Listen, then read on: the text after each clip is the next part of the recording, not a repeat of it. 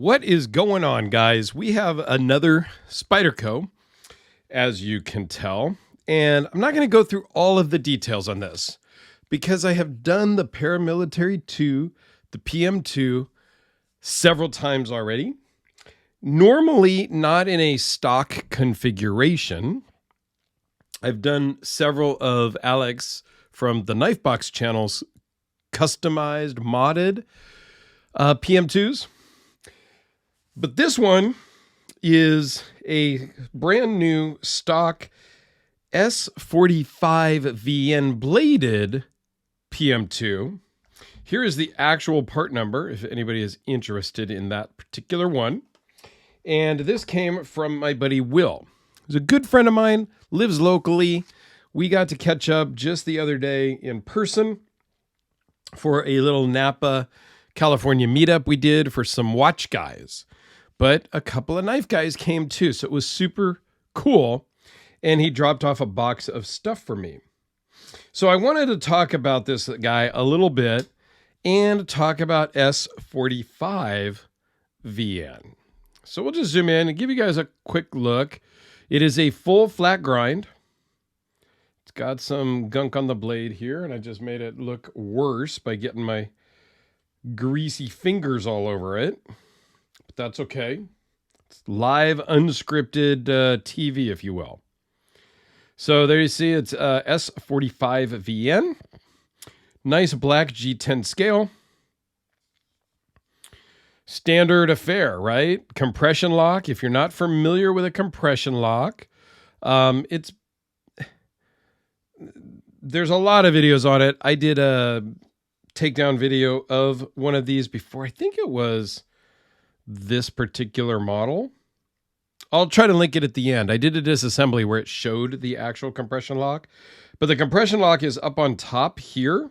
For those that you don't know, it works very similar to a frame lock or a liner lock. It just happens to be on the top of the knife as opposed to on the bottom, right? So your typical liner lock is down here on the bottom. Push it to the side, close it. This one is just the same thing, but it's up on top. Push it to the side and close the blade, okay? The Spyderco will loosen up. This is like brand new. He literally got it a couple of weeks ago because I remember him talking to me about it before he bought it, asking if I knew anything about S45. I didn't know that much. I had seen a couple of videos on it before. One particular maker claims, and I don't know that this is true, that it was specifically made from basically S35VN, which is very common. They created S45 so that they would not be able to export it to China, so that no Chinese makers can use S45VN to make knives out of. So it's a United States only steel, according to this one maker that did a video. And I don't know that to be true. Okay. I will tell you that it is a step above S35VN in corrosion resistance and edge retention, but it's a step down for overall toughness.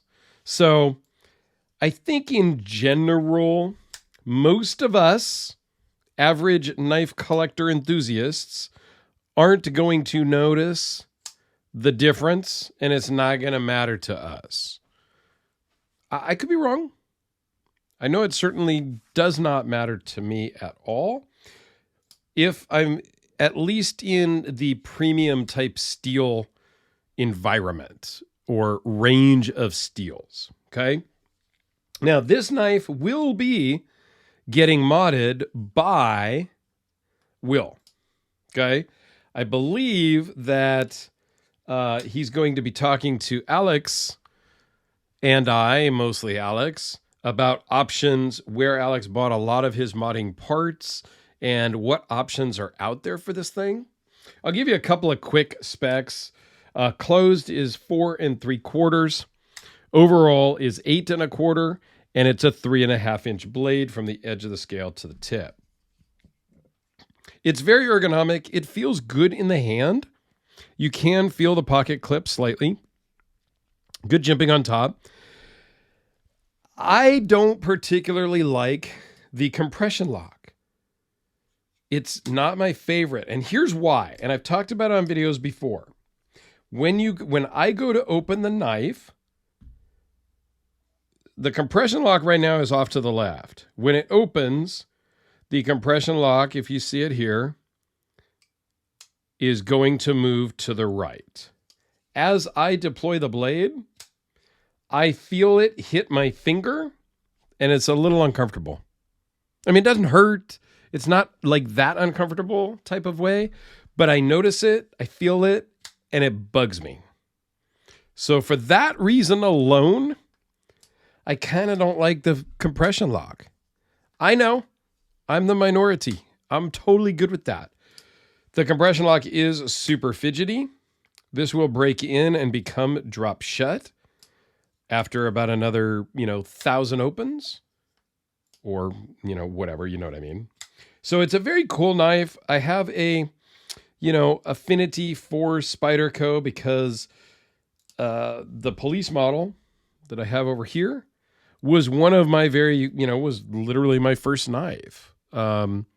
As kind of an adult-ish, I guess. I was not very old when I got it, but it was the first one I had, and I carried it a lot.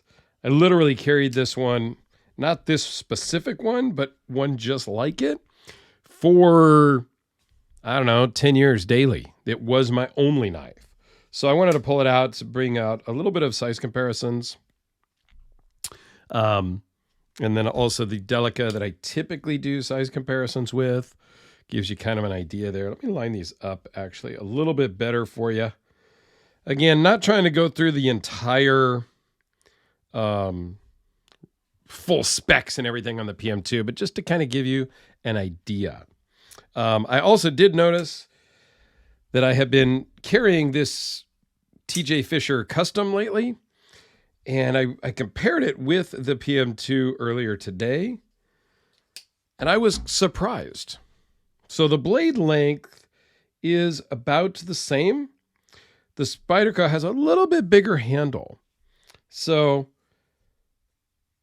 this is a little, I'm not going to say it's small for me, but it's at the edge. Any smaller and my hand would be cramped.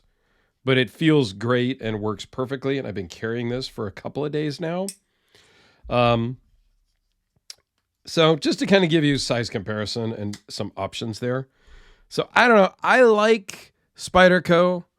I want to like the PM2 because it's pretty cool with some modded customization. And I'm going to put a link to my Spyderco playlist up here in the corner because the modded ones I seem to like a little bit better with the contoured scales and stuff like that. For some reason, the placement of my hand on those, the compression lock bugs me a little bit less. So I don't know. At some point, I may have to break down and get a PM2 just so Alex and I can mod it together, or he can help me pick out all the right parts and pieces and I can mod it here. For you guys, because it might be cool and a thing to do. So anyway, go check out my Spyderco playlist over there and have a fantastic day, everyone. Thank you.